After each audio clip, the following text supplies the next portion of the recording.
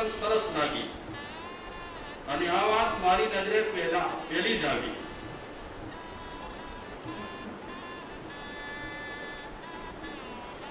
ગયા રવિવારે આપણે પ્રશ્ન પર ચર્ચા કરી હતી અને એના પર આપણે એ પણ ચર્ચા કરી હતી કે પ્રશ્ન કેવા પૂછવા જોઈએ. અને મેં એક ઠેકાણે વાંચ્યું કે એક સારો પ્રશ્ન તૈયાર કરતા કરતા 1 વર્ષ લાગે. ત્યારે એક પ્રશ્ન તૈયાર થાય કેટલો સમય લાગે? તમે હમણાં મારા પ્રશ્નનો જવાબ ના આપ્યો એનું કારણ હું સમજી ગયો કે 1 વર્ષ સુધી આ પ્રશ્નને મારે એકદમ વિચારવો પડે. અને મેં હરમણભાઈ તરત જ પૂછ્યો એટલે તમારી આંખોએ મને જવાબ આપી દીધો કે આ પ્રશ્ન તાત્કાલિકનો છે. મજાક કરી પ્રશ્ન તાત્વિક પ્રશ્ન 1 વર્ષ આપણે માંડ તૈયાર કરી શકીએ.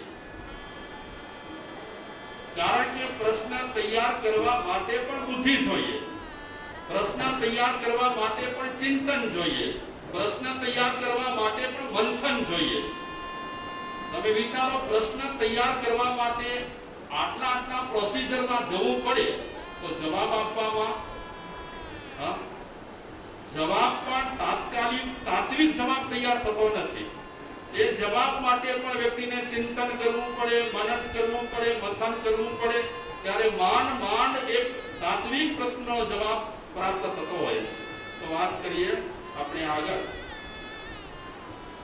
કબીર જ્યારે કાશી નગરીમાં વસતા હતા, રહેતા હતા, તે સમયની વાત છે. કાશી નગરીના ગંગા ઘાટે એક સાધુ મહારાજ આસન જમાવીને બેઠેલા હતા. આસન જમાવીને બેઠેલા એ સાધુ મહારાજના શિષ્યો ગુરુજીના મહિમાનું ગાન કરી રહ્યા હતા.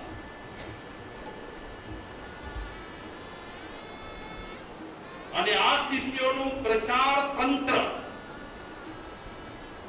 બહુ જ એકદમ જોરદાર હતું. પ્રચાર તંત્રમાં પારંગત એ ગુરુજીના શિષ્યો ગુરુજીના મહિમાનું ગાન કરી રહ્યા હતા.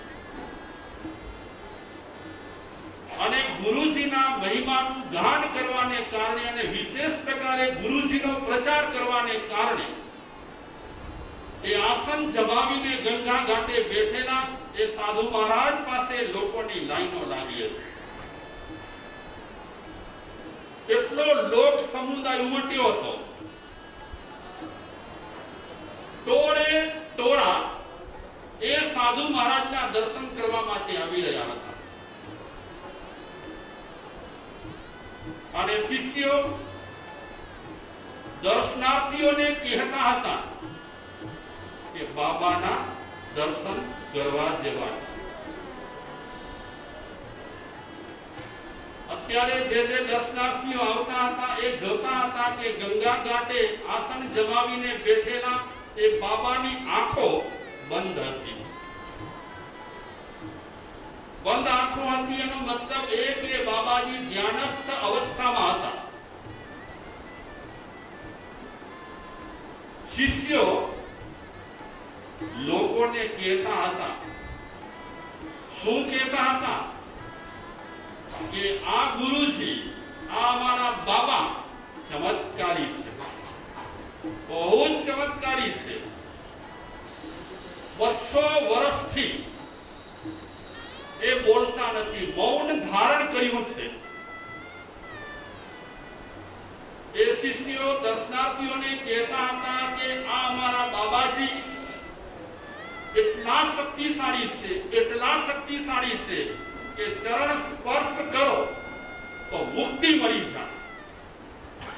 સાંભળજો એક લાઈન. શું કહે છે શિષ્યો કે અમારા બાબાજીના ચરણ સ્પર્શ કરો તો તમને મોક્ષ મળી જાય.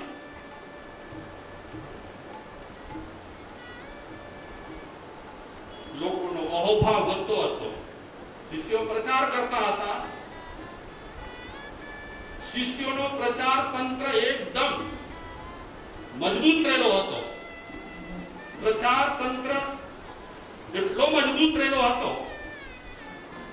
અને જેમ જેમ પ્રચાર એ ગુરુજીનો થતો હતો, એ બાબાજીનો થતો હતો, તેમ લોકોના ટોળે ટોળા ગંગા ઘાટે એ ગુરુજીના, એ બાબાજીના, એ સાધુ મહાત્માના દર્શન કરવા માટે આવી રહ્યા છે.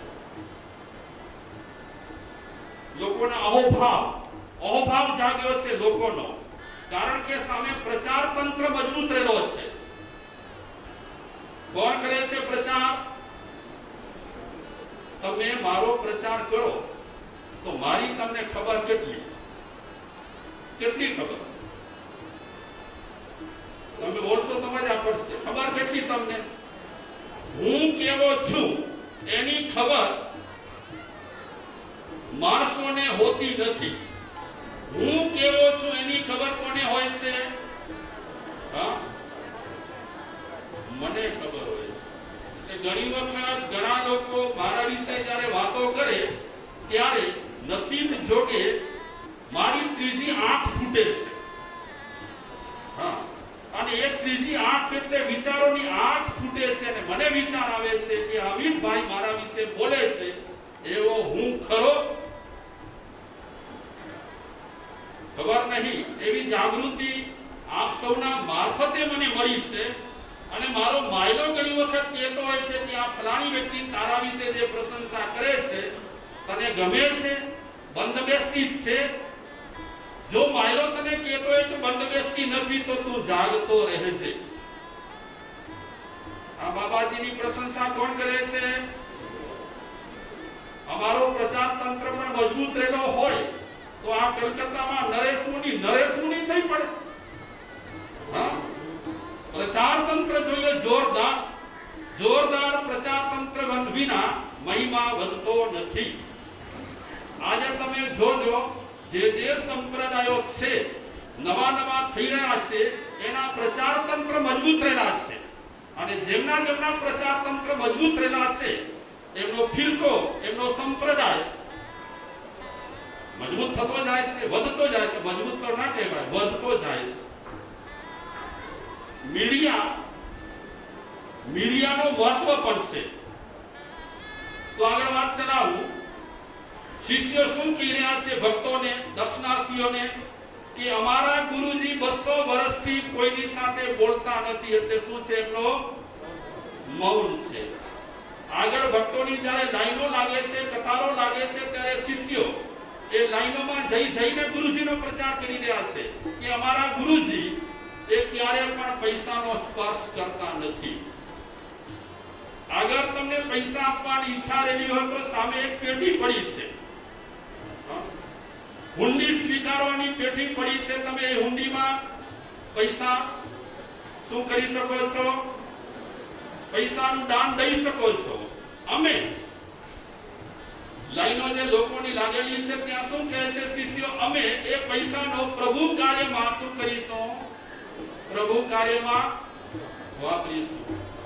તો દર્શનાર્થીઓ વિચારવા લાગ્યા કે આ સાધુ બાબા કેટલા સરસ, ચમત્કારી, 200 વર્ષથી મૌન, પૈસાનો સ્પર્શ કરતા નથી.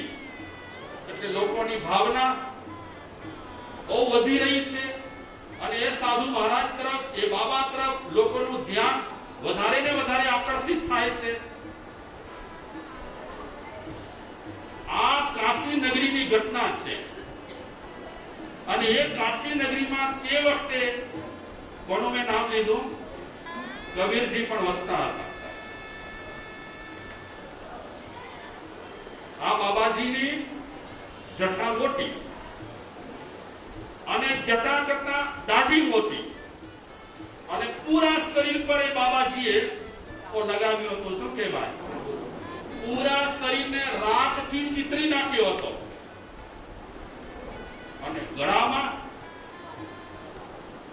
માળાઓનો ઢગલો. દર્શનાર્થી લોકો તો એ બાબાજીને જોઈ કરી અને કૃતકૃત્ય થઈ જાય છે. લાઈનો લાગે છે અને શિષ્યો ઠેક ઠેકાણે વચ્ચે વચ્ચે ઊભા રહી કરી અને બાબાજીના શું કરી રહ્યા છે? ગુણગાન ગાઈ રહ્યા છે કે અમારા બાબાજી ચમત્કારી, અમારા બાબાજી 200 વર્ષથી બોલતા નથી, મૌન ધારણ કર્યું છે, અમારા બાબાજી બહુ જ આવા છે તેવા છે, અને લોકોને એકદમ ભાવ થાય છે। એક વખતે આવા વાતાવરણમાં કબીરના શિષ્યોને એ બાબાજી પાસે અને બાબાજીના દર્શન કરવાની ભાવના થઈ।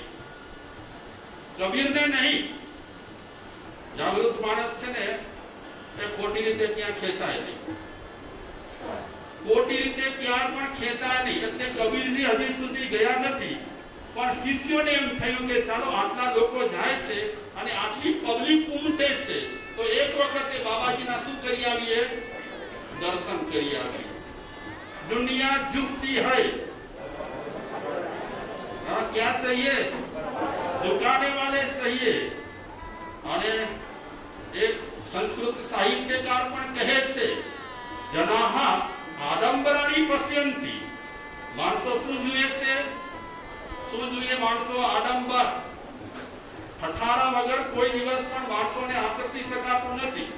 થોડા દિવસ પહેલા મારી પાસે એક ભાઈ આવ્યા અને મને સલાહ આપવા લાગ્યા કે મહારાજ સાહેબ, લોકોને ખેંચવા હોય તો ઠઠારા કરો। મેં કીધું ઠઠારા કરીને થાકી ગયા છે તો ઠઠારા બંધ કર્યા છે। હવે સાદાઈમાં મજા છે। પેલો ભાઈ કે આવી રીતે તમે રહેશો ને તો લોકો નહીં આવે। तो मैंने पेड़ वाक्य याद આવી ગયું, आए उसका भी भला और ना आए उसका भी भला। હું એમ નહીં કહું હો કે આए તો એ તમારું છે। આ કઈ શું કહો છો તમે? આવો તો વેલકમ, અને ના આવો તો હું ન કહું વેલકમ। હું તો તમારા બધાના દર્શન કરીને ધન્ય થઈ જાઉં છું, ગદગદિત થઈ જાઉં છું કે ભલે સંડેના તો સંડેના, ભલે મારા પુણ્ય થોડા ઓછા છે કે ચાલુ વારોમાં દર્શન નથી થતા, પણ આ વારમાં તો દર્શન થાય છે। હું તો મારી જાતને તમારા બધાના દર્શન કરીને ધન્ય માનું છું। હું એમ નહીં કહું ભીડ કમ, આવો સમય પર આવો, ટાઈમ પર આવો, અમુક ટાઈમે આવો, વેલકમ। નહીં આવો તો હું સમજીશ કે તમે કામ મને માનતા નથી, મને તો માનવાની જરૂર નથી। તો નહીં આવો તો હું એમ સમજીશ કે તમે સંસારી છો, દૂર રહો છો। કઈક તમને સમસ્યાઓ નડેલી પડી હોય, એ સમસ્યાઓમાંથી મુક્ત ન થઈ શકવાને કારણે પણ ઘણા બિચારા લોકો આવી શકતા ન હોય। પહેલા હું કહેતો હતો કે કેમ તમે આવતા નથી, હવે એમ લાગે કે નાના માણસોને બહુ દબાવવા જવા નથી, માણસોને બહુ સંભળાવવા જવું પણ નથી। આવશે તો અમારા લાડકા છે, નહીં આવે તો બિચારાને સમસ્યાઓ નડી રહી છે।